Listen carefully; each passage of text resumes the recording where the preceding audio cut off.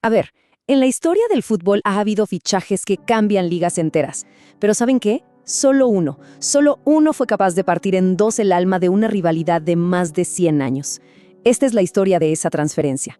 La historia de cómo un ídolo, un dios portugués, se convirtió en el traidor más odiado de todo.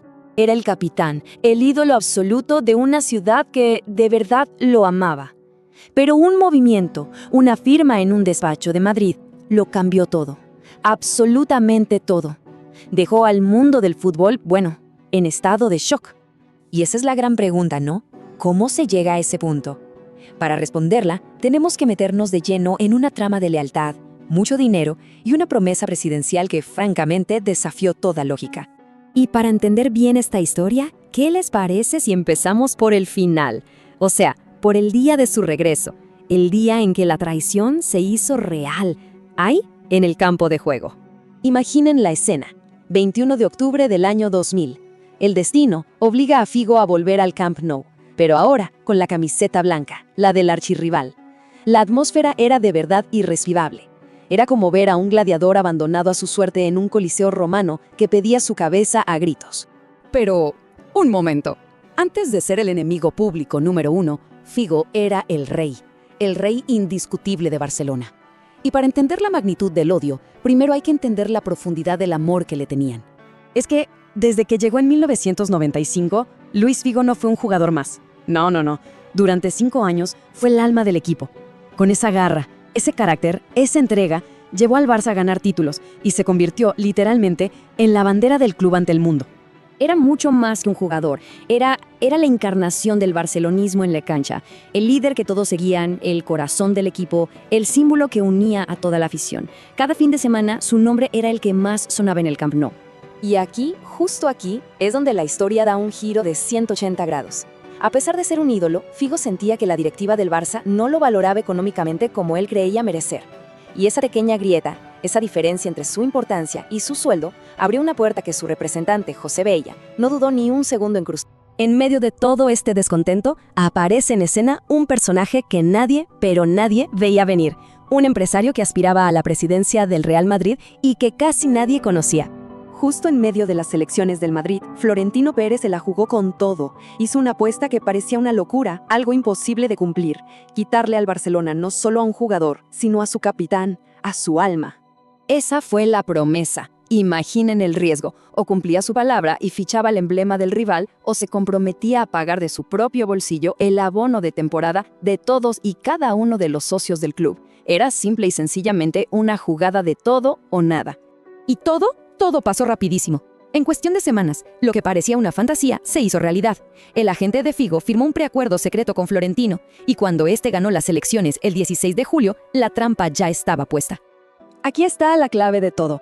Ese precontrato secreto tenía una cláusula de penalización de 30 millones de euros. O sea, si Figo se echaba para atrás una vez que Florentino fuera presidente, ¡pum!, tendría que pagar esa cantidad astronómica. Estaba totalmente atrapado. Con la victoria de Florentino, se activó la bomba de tiempo. Ese compromiso firmado era ahora una obligación y ya no había forma de dar marcha atrás.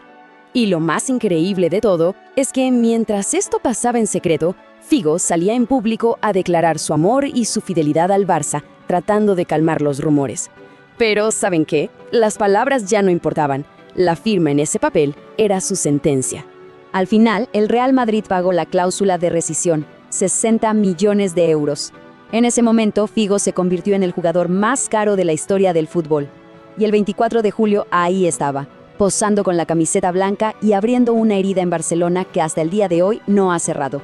Y así, volvemos al principio de nuestra historia, el regreso al estadio que antes lo había idolatrado. Pero esta vez, el ambiente no era de amor, para nada. Era de un odio puro, denso, ensordecedor. Cerca de 100.000 personas lo estaban esperando. Repartieron billetes falsos con su cara, prepararon una protesta masiva. Los decibeles ese día rompieron todos los récords. De verdad, nunca se había visto un clima de hostilidad así en la historia de los clásicos. Cada vez que Figo tocaba la pelota, el estadio entero se convertía en una caldera hirviendo. La hostilidad era total, y desde las gradas le llovía de todo. Pero lo más icónico y lo más salvaje iba a pasar 2 años después. Sí, así como lo oyen, el odio llegó a su punto más surrealista e infame.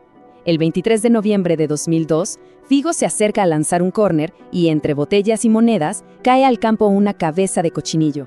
Esa imagen le dio nombre al clásico del cochinillo y se convirtió en el símbolo eterno de la traición. Bueno, y después de toda esa tormenta, ¿qué quedó? ¿Cómo se recuerda a Luis Figo hoy en día? Pues miren, la respuesta depende completamente de a quién se le pregunte. Para Barcelona, su partida fue el inicio de una de sus peores épocas y él será para siempre Judas. En cambio, para Madrid, fue la primera pieza del famoso proyecto de los Galácticos, una leyenda que inauguró una era llena de estrellas, dos caras de la misma moneda. Y a pesar de toda la polémica, Figo demostró en la cancha que su calidad estaba por encima de todo. Ganó títulos muy importantes con el Real Madrid y se consolidó como uno de los mejores del mundo. Pero la historia de su fichaje, bueno, eso trascendió lo deportivo para siempre. Y esa es la pregunta que, décadas después, sigue encendiendo la pasión del fútbol español. ¿Fue un acto de traición que no tiene perdón? ¿O simplemente la decisión de un profesional que buscaba mayor reconocimiento? Si crees que Figo es un traidor, dale like y suscríbete.